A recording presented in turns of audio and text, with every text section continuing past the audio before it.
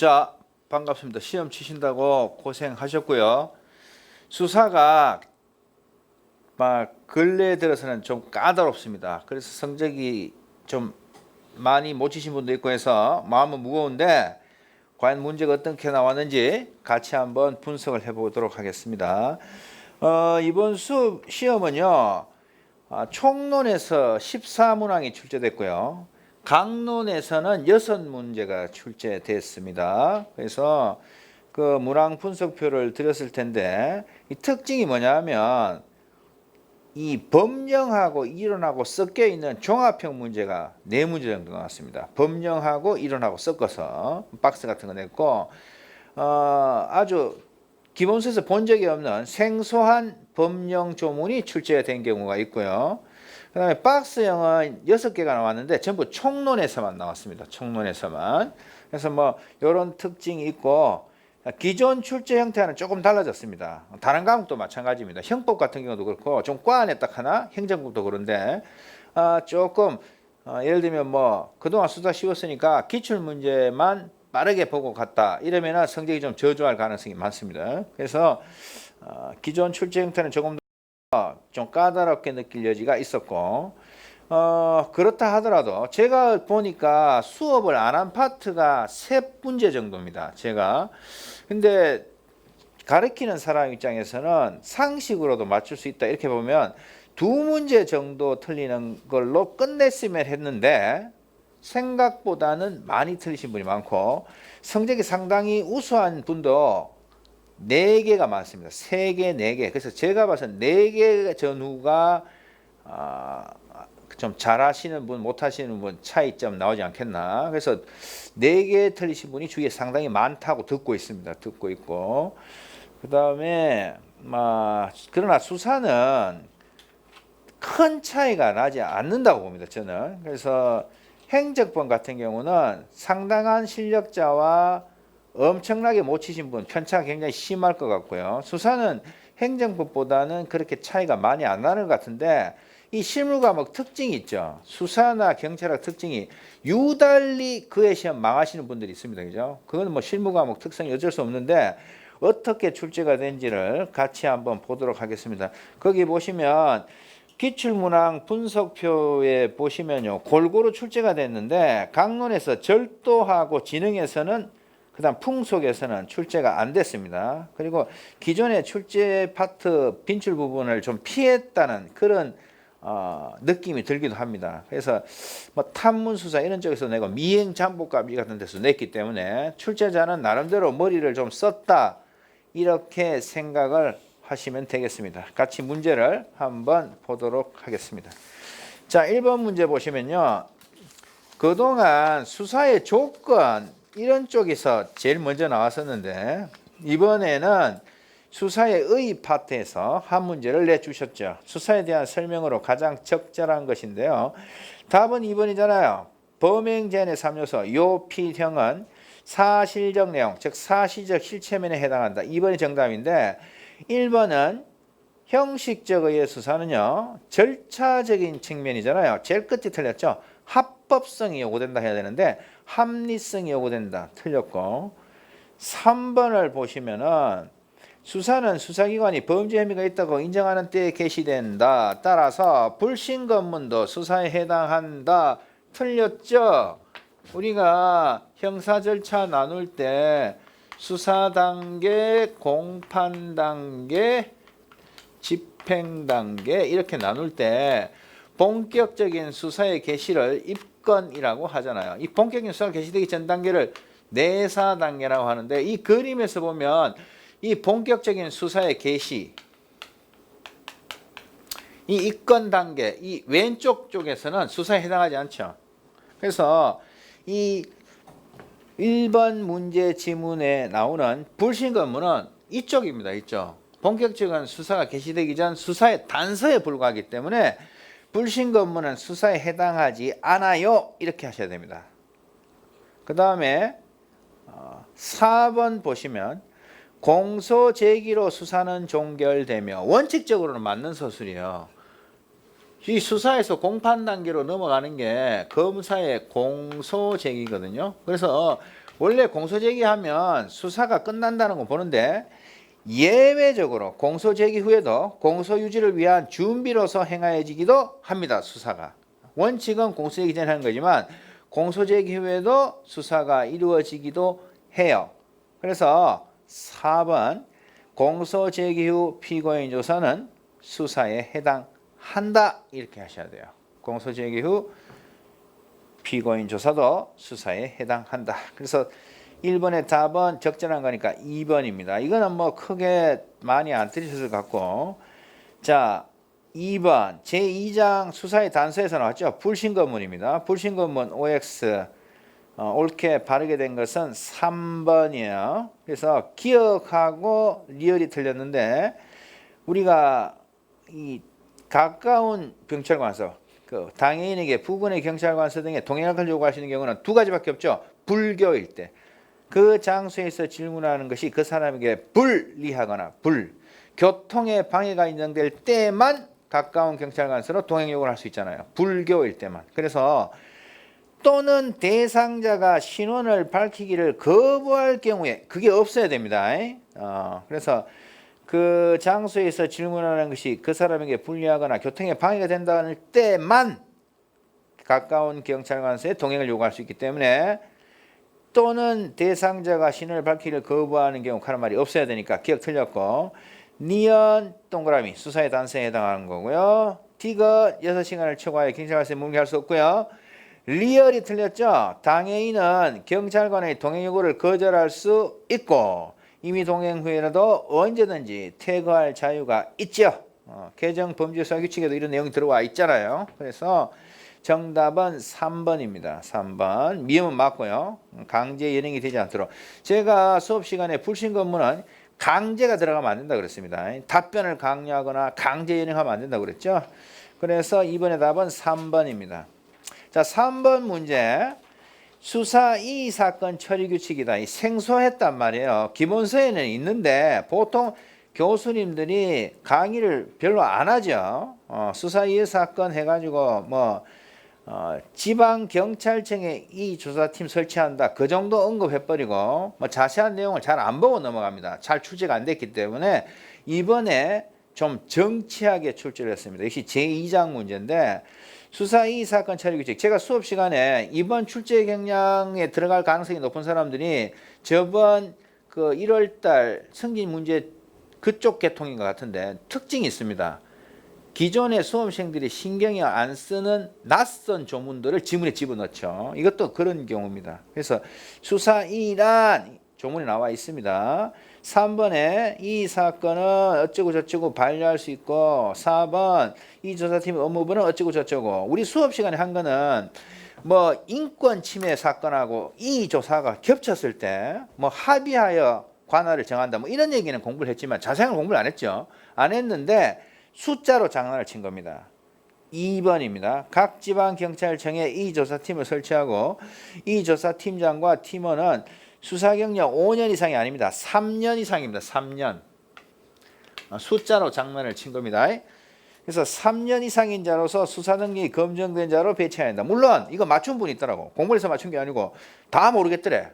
그럼 숫자로 장난쳤겠지? 하면서 찍었는데 맞았네요? 이런 분도 있어요. 그게 이제 감각인 거지. 그 사람은. 그래서 5년이 아니고 3년 이상입니다. 그래서 3번의 답은 2번인데 조금 수험생들 틀리라고 내주는 문제죠. 하여튼 그런 명령이 있고요. 4번 문제는 이제 현장 수사 활동입니다. 이번에 제3장에서 문제가 좀 나왔죠. 자, 이거는 그거네. 3장에서 임의수사 강제수사죠. 임의수사 강제수사에서 두 문제가 출제됐는데 여기서 많이 틀렸을 거예요. 박스형인데다가 당을 해버린 거예요. 그동안 이 임의수사 강제수사 쪽 좀 출제를 자제하는 경우가 있었단 말이에요. 형사부 다 배우는 거니까 차라리 통신수사 안 내요? 이렇게 이야기했는데 옛날로 돌아가가지고 임의수사 하나 강제수사 하나 그것도 박스형으로 냈습니다. 여기서 조금 몇 분들이 많이 착각해서 틀렸다고 말씀을 하셨습니다. 그 4번을 보겠습니다. 변호인 접견 참여 등 규칙입니다. 내용이 기존에 있는 형사소송법 규정하고 비슷해요. 특강할 때 잠깐 문제 한번 소개시켜 드렸는데 경찰청에서 만든 변호인 접견 참여에 대한 규칙의 내용입니다. 피해자 신문 과정 변호인 참여에 대한 내용으로 옳지 않은 것을 모두 고른 것은 이렇게 되어 있습니다. 답은 3번입니다. 답은 3번입니다. 자, 니은, 디귿, 리얼이 틀렸는데요. 자, 기억은 맞습니다. 조문에 나와 있고요. 경찰관은 어떠한 사유가 없으면 변호인을 피해자 신문에 참여하게 해야 한다. 기억은 맞는 얘기고 일반 이론적으로도 맞고요. 니은이 틀렸죠. 피해자에 대한 신문에 참여하고자 하는 변호인이 2인 이상일 때는 피해자가 신문에 참여할 변호인을 반드시 지정해야 한다. 반드시가 틀렸습니다. 피해자가 신문에 참여할 변호인을 지정하는 건 맞는데 그게 원칙인데 지정을 안 할 수가 있습니다. 피해자가 지정을 안 했을 때는 이 형사소송법에는 지정이 없는 경우 검사 또는 사법경찰관이 지정할 수 있다라고 되어 있습니다. 배웠죠? 형사소송법에는 피의자가 지정을 안 할 때, 1인을 지정을 안 할 때는, 지정이 없을 때는 검사 또는 사법경찰관이 지정할 수 있다고 되어 있는데 이 문제처럼 변호인 접견 참여 등 규칙 조문에는 지정이 없는 경우에는 경찰관이 이를 지정할 수 있다고 되어 있습니다. 해설이 나와 있죠. 그래서 뭐 형사소송법에 의하든 변호인 참여 규칙에 의하든 니은은 무조건 틀린 겁니다. 피해자가 반드시 1인을 지정하는 게 아니에요. 피해자가 지정하는 게 원칙인데 지정을 안 하면 변호인 접견 참여된 규칙에 따르면 경찰관이 지정할 수 있고 형사소송법에 의하면 검사 또는 사법경찰관이 지정할 수 있다. 이렇게 되어 있기 때문에 니은은 무조건 틀렸습니다. 그 다음에 디귿. 변호인 참여 신청을 받았을 때 경찰관은 피해자 신문 일시 장소를 정해 변호인에게 반드시 서면, 전화, 휴대전화, 문자, 전송 등의 방법으로 통지해야 한다. 이거를 굉장히 힘들어 하시면서 헷갈렸던 분들이 많을 겁니다. 이게요 굉장히 어려운 지문인데요. 이 디귿은 왜 틀렸냐 하면은 변호인 참여 신청을 받았을 때 이 경찰관은 변호인과 협의하도록 되어 있습니다. 그 해설에 나오시지만 동규칙 구조에 보면 변호인 참여 신청을 받을 때는 피의자 신문 일시 장소에 관하여 변호인과 협의하여야 한다. 이게 원칙이에요. 협의하여야 하고 그럼에도 불구하고 다음 어느 하나에 해당하는 경우에는 경찰관은 피해자 신문 일시 장소를 정하여 변호인에게 서면, 전화, 휴대전화, 문자 전송 방법으로 통지한다. 어떨 때? 변호인과의 연락이 되지 않는 등의 사유로 협의를 하지 못했을 때, 변호인이 정당한 사유 없이 협의 요청에 응하지 아니하거나 반복적으로 일정을 지정할 때 경찰관이 일시 장소 등을 정해서 변호인에게 서면, 전화, 휴대전화, 문자 전송 등 방법으로 통지하도록 되어 있습니다. 아시겠죠? 그래서 디귿이 틀린 겁니다. 변호인 참여 신청을 했을 때는 경찰관은 어떻게 한다고?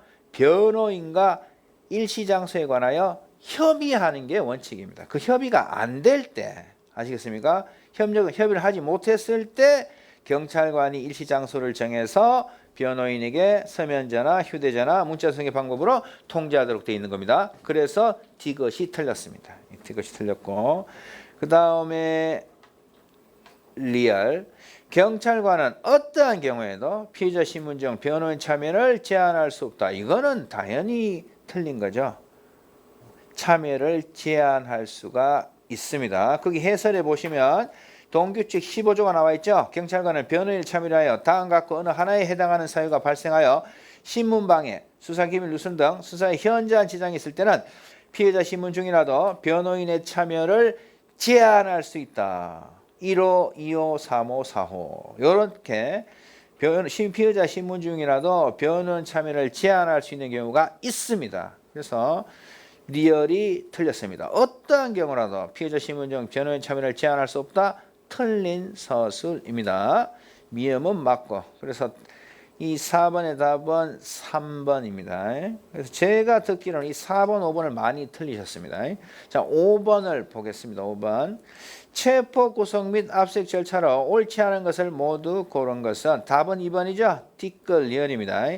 미음은 이제 이거 말씀하시는 분이 많은데 이 소술 자체가 순서는 이렇게 책마다 되어 있습니다. 우리 기본서에도 이 순서가 되어 있는데 서술 순서가 압수조서와 압수목록 작성에 관해서 먼저 막 이야기를 하고 뒤에 압수증명서 나오는 이런 책들이 있기 때문에 이게 헷갈리는 건데 미음은 맞다고 봅니다. 우리 교과서에도 순서가 나와 있고 기억, 니은, 미음은 맞고 디귿 X, 리얼 X입니다. 자, 디귿 보시면 사인의 현행범인 체포다. 일반인이 현행범인을 체포했잖아요. 그건 이제 인도를 받는 거예요. 사법경찰관이. 그러면 현행범인 인수서를 작성하는 겁니다. 현행범인 체포서를 작성하는 게 아니고 현행범인 인수서를 작성한다. 그리고 현행범인 체포본부에 기재하고 체포 통지를 한다. 이런 식으로 가야 됩니다. 그래서 현행범인 체포서가 아니고 현행범인 인수서 작성 이렇게 하셔야 되고요.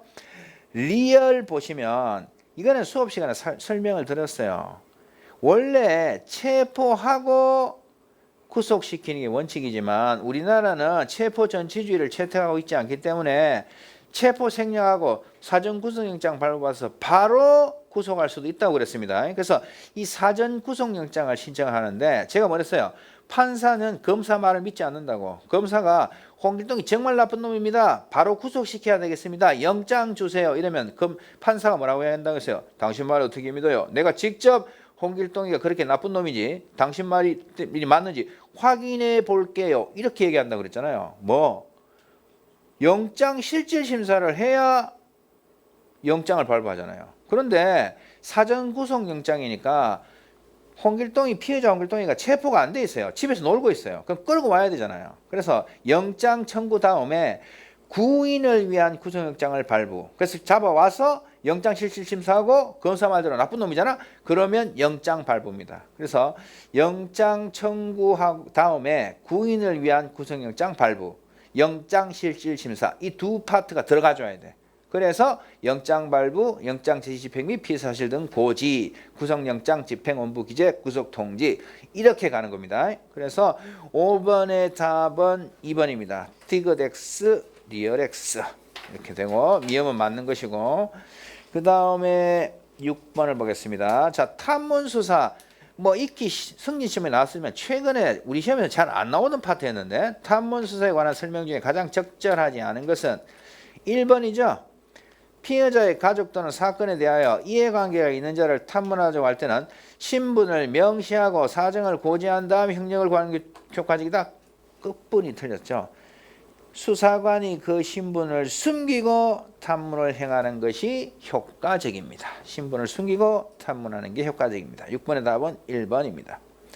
자, 7번도 의외죠. 미행과 잠복값이 옛날에 승진시험에 나온 적은 있는데 그렇게 중요도가 별로 없다고 봤는데 역시나 박스형으로 출제를 해 주셨네요.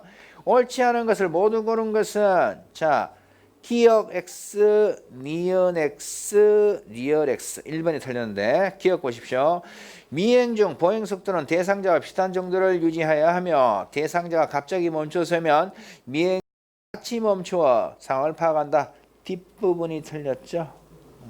이 멈췄을 때 똑같이 멈춰버리면 눈치를 채게 됩니다. 그래서 멈추지 말고 자연스럽게 가던 길을 계속 가야 한다. 이렇게 정리가 되셔야 되죠. 그 다음에 니은 미행 중 대상자가 갑자기 뒤를 돌아보더라도 시선이 마주치지 않도록 대상자의 눈의 위치보다 높은 곳이 아니고 뭐요? 낮은 곳에 시선을 두도록 유의해야 합니다.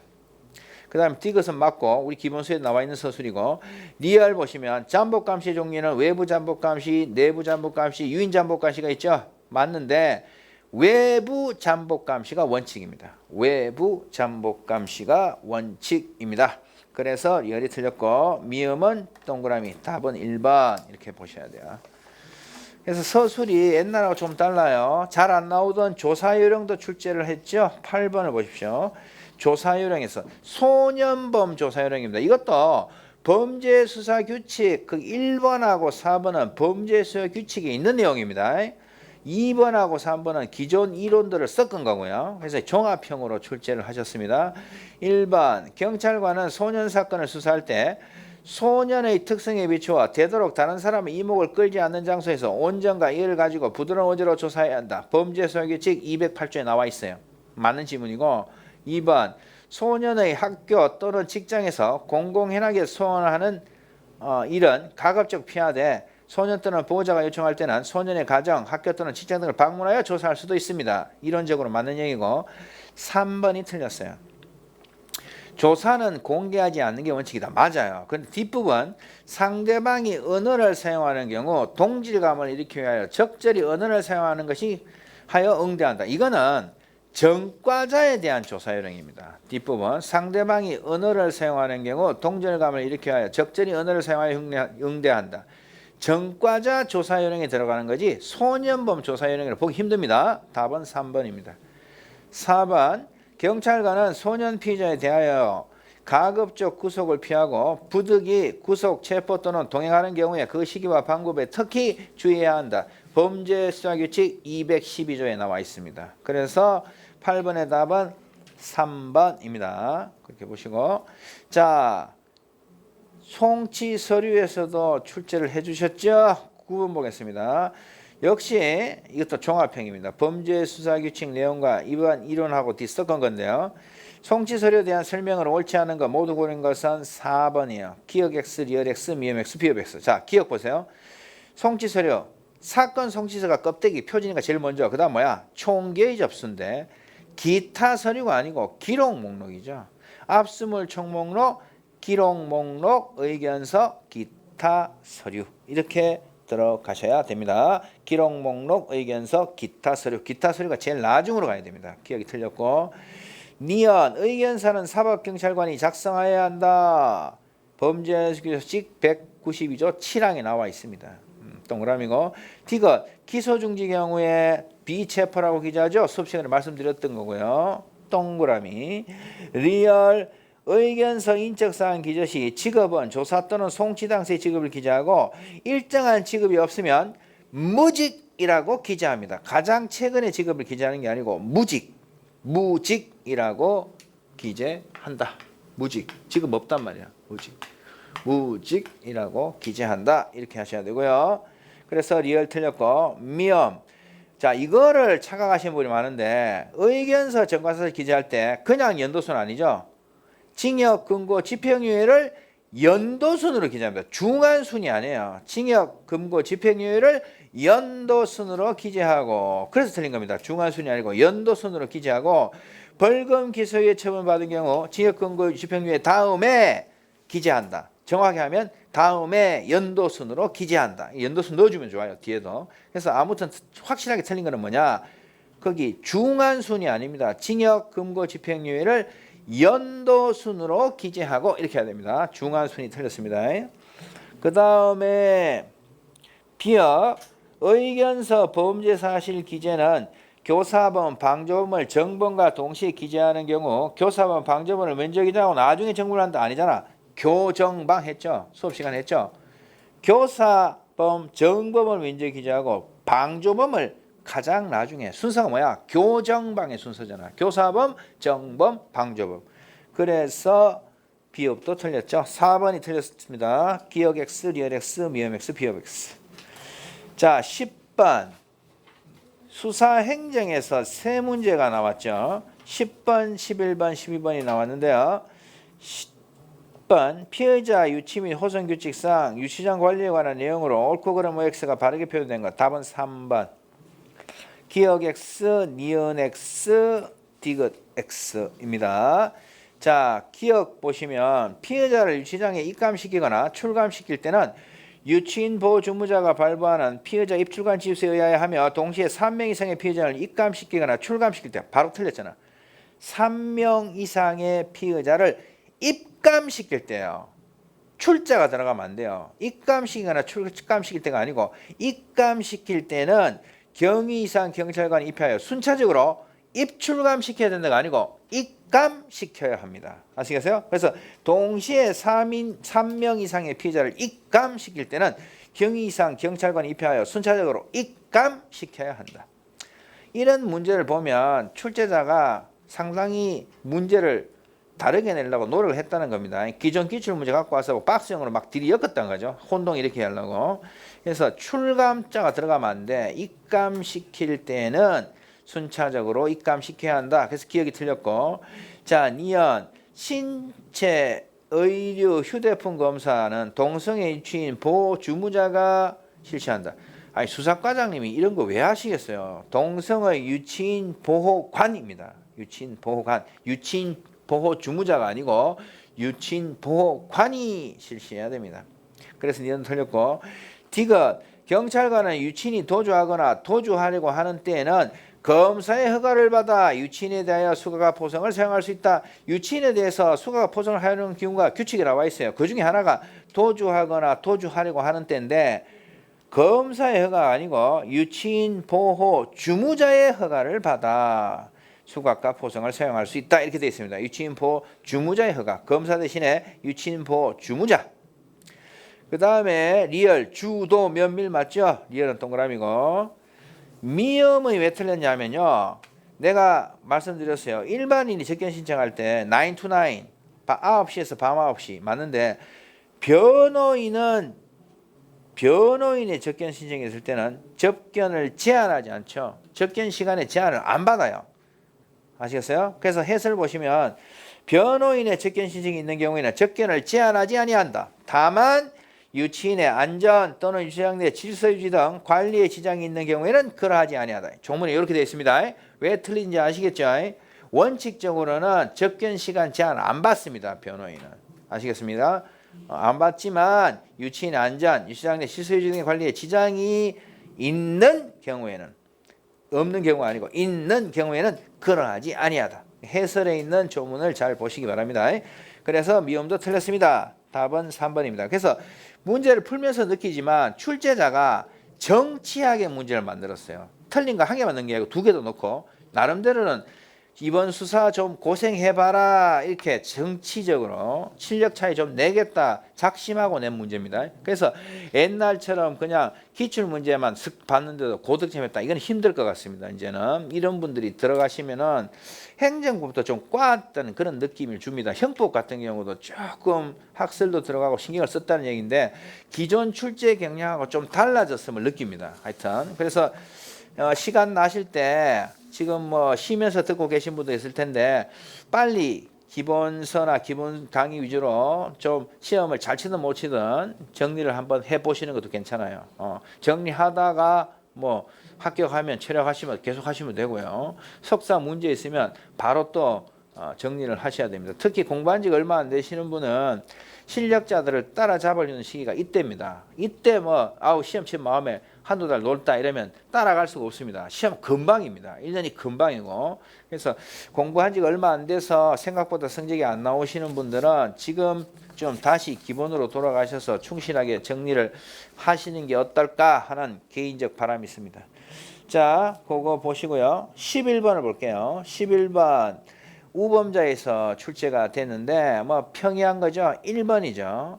살인, 방화, 약치, 유인, 총기 제종 이용 범죄 나오면 금고 이상의 실형입니다. 3회 이상 하는 말이 없습니다. 3회 이상 들어가는 건 뭡니까? 3회 이상 금고. 강도, 절도, 마약류 관련 범죄로 3회 이상 금고형의 실형을 받고 이렇게 돼 있잖아요. 강절, 마약 3회 이상 금고지. 그냥 살인, 방화, 약취인, 총기제 이용 범죄는 3회 이상 말이 없습니다. 그냥 금고형 이상의 실형을 받고 3회 이상이 없어야 됩니다. 조문 문제입니다. 11번의 답은 1번입니다. 나머지 다 맞고 12번 우리가 이 수사행정 뒤쪽에서는 제일 중요한 게 뭐랬어요? 범죄 피해자 보호법이라고 했는데 우리가 기대를 했어요. 출제될 것이다 했는데 정답은 엉뚱한 데서 냈죠. 교전 기출 문제가 아니고요. 범죄 피해자란 타인의 범죄 행위로 피해를 당한 사람과 그 배우자, 사실상 혼인관계 포함, 직계 친족을 말하며 형제자매는 포함되지 않는다? X죠. 해설 보시면 형제자매도 들어갑니다. 그래서 1번이 틀렸습니다. 12번의 답은 1번이고 나머지는 다 맞는 건데 기존 기출 문제집에 없는 생소한 조문들을 뜯어왔습니다. 제가 저번 수업에도 말씀드렸지만 이분들 특징입니다. 1, 2, 3, 4에 전혀 책에 언급 안 되고 학생들 안 보는 걸 쓸면서 집어넣습니다. 물론 답은 찾을 수 있게 단서를 주기는 합니다만 12번의 답은 1번. 자, 13번은 과학수사 문제하고 현장수사 활동 지문이 섞여 있습니다. 기본적으로는 과학수사에 넣습니다만은 현장수사 활동에 넣어도 상관이 없는 문제입니다. 그래서 과학수사하고 현장수사 파트가 섞여 있습니다. 자, 13번 범죄 감식에 대한 설명으로 가장 적절한 것은 답은 2번입니다. 이거 뭐 당연한 거 아니에요. 현장 증거가 훼손되지 않도록 현장 또는 주변에 물건을 버리거나 내부 시설물을 사용하지 않아야 한다. 당연한 거야. 답은 2번인데 1번을 보십시오. 지문 자료에 의한 신원 범죄 경력 확인, 잠재 지문 등의 채취 검사 감정은 자료 감식에 해당한다. 앞부분은 맞아요. 뭐뭐에 의한 나오면 뭐야? 자료 감식이죠. 지문 자료에 의한 신원 범죄 경력 확인은 자료 감식하는 데 맞는데 잠재 지문 등의 채취 검사 감정은 기술 감식입니다. 잠재 지문 등의 채취 검사 감정 이거는 뭐라고? 기술 감식. 그래서 1번 틀렸고 3번 보시면 이거는 우리 그 승진 시험에 나온 거잖아요. 이 과학수사 기본규칙 제5조에 나와 있습니다. 이 승진 시험에 기출됐던 겁니다. 현장 감식 순서, 현장 임장기 보존, 그 다음에 현장 관찰 및 기록이 먼저고 그 다음이 증거 수집 채취, 현장 감식 결과 보고서 작성 이렇게 갑니다. 그러니까 뭐가 틀렸습니까? 현장 증거 수집 채취하고 현장 관찰 및 기록이 바뀌어야 돼. 그래서 맞는 걸로 고치면 3번 현장 감식은 현장 임장 및 보존, 현장 관찰 및 기록, 증거 수집 채취, 현장 감식 결과 보고서 작성 이렇게 돼야 됩니다. 그래서 3번이 틀렸습니다. 4번 현장 자료의 증명력을 확보하기 위해 피해자를 반드시 참여시킨다. 아니지. 피해자가 아니고 제3자. 예를 들면 참여인이나 입회인 같은 제3자를 반드시 참여시킵니다. 피해자가 아닙니다. 제3자. 예를 들면 참여인이나 입회인. 그 다음 14번 역시 법의학에서 나왔죠. 시체 현상에 대한 설명으로 가장 적절한 거 2번입니다. 시체의 부패는 통상 공기 중에서 가장 빠르고 흙 속에서 가장 느리다. 1대 2대 8 기억나죠? 캐스퍼의 부패 법칙을 우리말로 표현한 겁니다. 2번이 정답이고 1번 체내에 있는 각종 분해 요소가 장기나 뇌 등에 작용하여 단백질, 지방질, 탄수화물 등이 분해되고 더 나아가 장기 등의 조직이 분해되는 거 자가융해입니다. 자가융해, 자가융해라고도 하는데 자가융해 관한 겁니다. 자가융해. 부패가 아닙니다. 자가융해. 이는 수체의 후기 현상에 된다. 이거는 맞는데 부패가 아니고 자가융해. 그 다음에 3번 사람이 죽기 이전에 외인에 의해 나타나는 신체상의 변화를 활력 반응이라고 하고 굳은 피 현상, 딱지 형성, 피부 질환, 시체 얼룩 등을 들 수 있다. 이거 들으시면 안 되죠. 시체 얼룩은 활력 반응에 들어가지 않습니다. 시체 얼룩이 X. 4번 시체의 체온 하강은 습도가 높을수록 통풍이 좋을수록 수분이 빨리 증발되므로 하강의 속도가 빠르다. 앞부분 틀리네요. 습도가 낮을수록입니다. 습도가 낮다는 것은 통풍이 좋다는 것 같은 뜻이에요. 그래서 습도가 높을수록이 아니고 습도가 낮을수록 이렇게 해야 됩니다. 그래서 맞는 거는 14번에 2번밖에 없습니다. 이렇게 보시면 되고요. 15번을 보십시오. 이 문제가요. 하나하나 지문이 가볍질 않아요. 출제자가 작정하고 낸 거예요. 그동안 수사 쉬웠다고 편법으로 공부했지 이러면서 이거는 안 나온다고 잘 안 보고 넘어가지 이러면서 이제 낸 거예요. 지문 하나하나를 좀 신경을 써서 냈고 좀 답이 찾을 만한 거는 다른 지문을 생소한 걸 내서 수험생을 당하게 만든 겁니다. 이게 신경을 굉장히 많이 썼던 문제입니다. 왜 막판에 이렇게 신경을 많이 쓰시는지 이해할 수가 없는데 그냥 평소대로 쉽게 내주시면 되는데 왜 뭐 변경된다 하고 했는데 갑자기 이러시는지 이해가 안 됩니다. 자, 15번을 보겠습니다. 15번부터는 강론입니다. 강론은 6문제가 출제됐습니다. 성폭력 범죄에 처벌되에 관한 특례법의 내용으로 가장 적절한 것은, 자, 이게요, 제가 이 문제를 보고 이분들이 작심을 하고 냈다고 느낀 게 뭐냐면 답은 3번인데 원래 8월 20일 날 시행되고 있는 새로운 내용입니다. 아시겠습니까? 제가 이거 이야기하려고 하다가 야, 8월 20일 날 바뀐 게 8월 30일 몰래 이렇게 했는데 질문했어. 아시겠어요? 이분들이 보통 질문이 아닌데 왜 재척 기피 이런 거 안 내고 이거 내는지 모르겠는데 아주 독특한 정신세계를 가진 분으로 생각이 됩니다. 아무튼 이 3번이 답인데요. 해설 보시면요. 개정 넣어놨습니다. 이거를 시험 일주일 남아놓고 줬었으면 또 봐라 할 수도 있었겠지만 이거 원래 내면 안 되죠.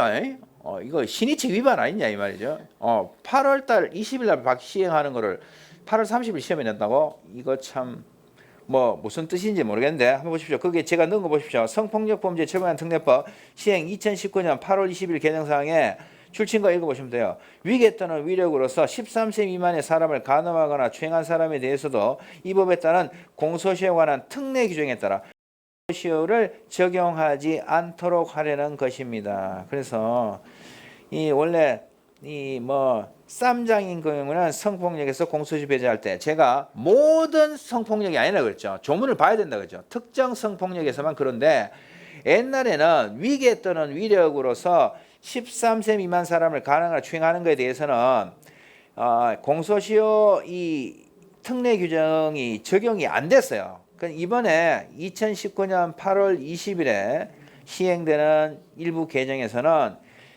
요게 제5항 121조 제7조 5항인데 그 집어넣었습니다. 그래서 이제는 자세한 건 아실 필요 없고 줄친 거 위계 또는 위력으로서 13세 미만의 사람을 간음하거나 추행한 사람에 대해서도 공소시효를 적용하지 않는다 이 말이죠. 이게 바뀌었습니다. 그래서 3번은 맞습니다. 교수님 이거 안 보면 틀리겠네요. 아니에요. 이거 맞출 수 있어요.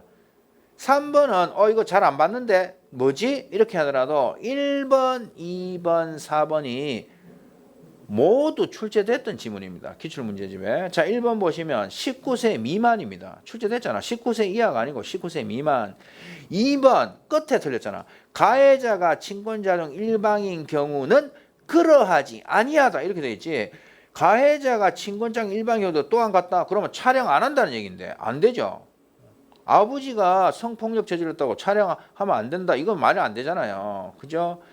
그러하지 가해자가 친권자 중 일반인 경우에는 그러하지 아니하다 이렇게 되어 있습니다. 또한 같다가 아니고 그러하지 아니하다. 2번 틀렸지. 4번 이거 수업 특강할 때 됐잖아요. 성폭력 범죄에 대한 심리는 그 피해자의 사생활 보호를 보호하기 위하여 결정으로서 공개하지 아니할 수 있답니다. 해설에 나와 있죠. 결정으로서 공개하지 아니할 수 있다지 공개하지 않는 것이 원칙이다. 아닙니다. 결정으로서 공개하지 아니할 수 있다. 이렇게 하셔야 됩니다. 그래서 옳은 거는 3번밖에 없고요. 16번 화재 사건에 대한 설명으로 가장 적절하지 않은 거. 이거는 공짜로 주는 거죠. 1번이죠. 발화부는 화재의 기점이 된 부위를 말하며 불이 시작된 지점 동그라미 출하부의 위쪽에 있는 경우가 많아요? 아니죠. 출하부의 아래쪽에 있는 경우가 많죠. 16번의 답은 1번입니다. 자, 이제 17번을 당황했을 텐데 당황할 필요가 없어. 이거 성진 문제에 나왔던 거야. 이거 경찰에서 배우잖아. 그래서 제가 일부러 안 넣었는데 이 기출문제 봐도 틀린 분이 있어요. 왜? 다르게 냈어. 똑같이 낸 게 아니고 아동학대 범죄에 처벌되에 관한 특례법의 내용으로 가장 적절해요. 이거는요.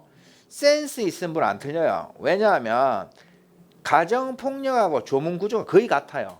가정폭력. 아시겠습니까? 그래서 답은 4번인데 우리 가정폭력에서도 긴급 임시조치 있죠. 사법경찰관이. 그거 똑같아.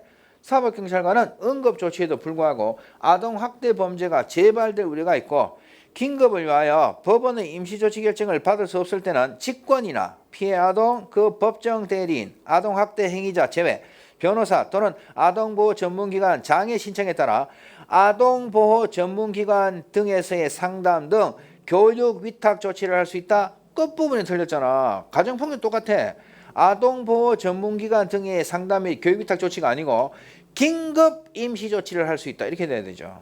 아시겠습니까? 사법경찰관은 응급조치도 불구하고 아동학대가 재발될 우려가 있고 긴급을 위하여 법원의 임시조치를 결정을 받을 수 없을 때는 직권 또는 신청에 따라 뭐를 할 수 있다? 긴급 임시조치를 할 수 있는데 해설을 한번 보시면요. 이 긴급 임시조치 우리 가정폭력에서도 100m 이내 접근금지하고 뭐 태거 등 기능하고 3개밖에 안 됐죠. 이것도 똑같아요. 똑같아. 그래서 그 조문에 적어놔 지금 조문이 그 해설에 나와 있을 겁니다. 거기 보면 퇴거 등 격리, 100m 이내 접근금지, 전기통신을 이용한 저금지 똑같아. 가정폭력하고 요 3개만 됩니다. 긴급 임시조치는. 그래서 4번이 틀렸어요. 아시겠어요? 그래서 성적이 이제 고득점 하시는 분은 이런 걸로 맞추는 거예요. 이게 안 맞는 건데? 어이 4번 보니까 가정폭력하고 똑같네. 이래가 답을 4번 찍는 겁니다. 실무 문제는 그렇게 풀어주셔야 돼요. 17번의 답은 4번이에요. 아동보호 전문기관 등의 상담의 교육위탁 조치할 수 있다 아니고 긴급 임시조치는 할 수 있다. 긴급 임시조치는 뭐 3개밖에 안 된다. 퇴거 등 격리, 100m 내 접근금지, 전기통신을 영향 저금지 이거밖에 안 된다. 해설 넣어놨으니까 같이 한번 보시고 18번 마약류는 한 문제 나온다고 그랬고 우리가 특강이나 수업할 때 향정신성 의약품이 출제될 가능성이 많다고 그랬죠. 역시나 기대했던 대로 나왔습니다. 답은 프로포폴이죠. 우유 주삭하는 거 페놀 화합물 4번이 정답이고 1번 곰팡이 보리맥강 뭐야? LSD 2번에 강한 중추신경증상 진해작용이 있고 코데인 대용 국진이가 코로 주스를 마시래 럼이나 스트로를 써야지 덱스트로 메트로판 또는 럼이라고요. 3번을 조심하셔야 돼요. 성숙한 대마 정상 꽃대 부분의 수지성 분비물을 알코올로 침출 채취 가마솥에 고아 건조 농축했다 뭐야 대마 수지잖아. 수지 찐득찐득한 거 해시시라고 하죠. 마리화나가 아니고 마리화나는 대마초를 이야기하는 거고 마리화나가 아니고 대마 수지 다른 말로 해시시입니다. 해시시. 그래서 옳은 것은 4번밖에 없습니다. 그 다음에 19번하고 20번은 제7장 기타 특수범죄 수사인데 19번은 쉬워요. 왜냐하면 해킹 도스 공격 이거 설명 안 했잖아요 하는데 제가 사이버 테러형 범죄하고 일반적인 사이버 범죄 이야기할 때 메일 폭탄 이야기했죠. 메일 폭탄. 메일 폭탄은 사이버 테러형 범죄입니다. 그래서 4번 보시면 사이버 도박, 사이버 스토킹, 사이버 성폭력, 사이버 명예훼손, 사이버 협박 다 일반적인 사이버 범죄예요. 사이버 때도 범죄가 되잖아요. 근데 이 메일 폭탄은 사이버 테러형 범죄입니다. 해킹, 바이러스 유포 뭐 이런 거와 관련되는 겁니다. 그래서 4번은 메일 폭탄이 X입니다. 메일 폭탄은 일반적 사이버 범죄가 아니고 사이버 테러형 범죄입니다. 나머지는 다 맞는 조문들이고요. 이야기들이고요. 맞는 내용이고 19번의 답은 4번. 메일 폭탄 X. 자, 20번이 제가 중요한 조문입니다. 수업 시간이나 특강 시간에 한 거는 동그라미 2번밖에 없어요. 대23 914 그것만 나왔어요. 그 2번은 맞아. 나머지 전부 처음 보는 거야 이거야. 자, 이건 어떻게 상식으로 풀어야 되는데 이거는 여러분이 틀려도 제가 할 말이 없어요. 제가 옳게 수업을 안 해줬기 때문에 이건 틀리라고 하는 거예요. 출제자가. 그런데 여러분들이 수험생이 아니면 맞출 수 있어요. 이 수험생이 아니고 놀면서 풀면 이게 쉬워. 눈에 보여. 왜냐하면 자 1번은 대통령 선거 후보자는 후보자의 등록이 끝난 후부터 개표 종료 시까지 사형 무기 또는 장기 7년 이상의 징역이나 검거에 해당하는 죄를 범하는 경우를 제외하고는 현행범인이 아니면 체포 또는 구속되지 않으며 병역 소집의 유예를 받는다. 이거 맞추는 분이 그러더라고. 장기 7년 본 적이 없는데 3년 아니야? 그거 긴급 체포인데 막 이렇게 헤매는 거야. 대통령이니까 좀 봐줘야 되지 않겠나? 장기 7년? 에라 맞는다고 치고 넘어간 거야. 맞아. 이게 공직선거법 11조 1항이 있어요. 그런데 어느 수사 교과서도 안 나와. 강의를 안 해. 출제자가 틀리라고 하는 거야. 그래서 일단은 11조 1항 맞아. 그 다음 2번은 대2상 913 애웠어. 자, 3번 공무원 등 법령에 따라 정치적 중립을 지켜야 하는 자는 직무와 관련하여 또는 지위를 이용하여 선거에 부당한 영향력을 행사하는 등 선거에 영향을 미치는 행위를 할 수 없다. 당연한 내용 아니야. 맞잖아. 85조 1항인데 당연한 거야. 자, 답이 4번을 찍어야 되는데 4번 보세요. 국회의원, 지방의회의원, 지방단체장의 장, 정당의 대표자, 후보자, 괄호 열고 후보자가 되고자 하는 자를 포함과 그 배우자는 당의 선거구 안에 있는 자나 기관, 단체, 시설 또는 당의 선거구 밖에 있더라도 그 선거구민과 연고가 있는 자나 기관, 단체, 시설에 기부행위를 할 수 없다. 다만 결혼식에서의 주례는 할 수 있다. 자, 기부행위 금지 왜 하겠어요? 선거에 부당한 영향 주는 거 막기 위해서야. 주례도 당연히 할 수 없지. 무슨 말인지 알겠습니까? 이거는 공부를 안 한 사람은 맞춰요. 야, 기부행위 못하는데 결혼식 가가지고 주례 해주면 그것도 뒷구멍으로 선거운동하고 당연히 주례 못해. 끝이야. 그런데 이걸 공부하는 학생들은 수사만 공부한 것도 아니고 그것도 맨날 중요한 거 외웠는데 처음 보는 게 오니까 멘붕이 오는 거야. 주례가 될지 안 될지 생각이 없는 거야. 그냥 아무 생각 없어. 이거 뭐지? 에이씨, 그 딴거 찍어 부는 거야. 딴 거.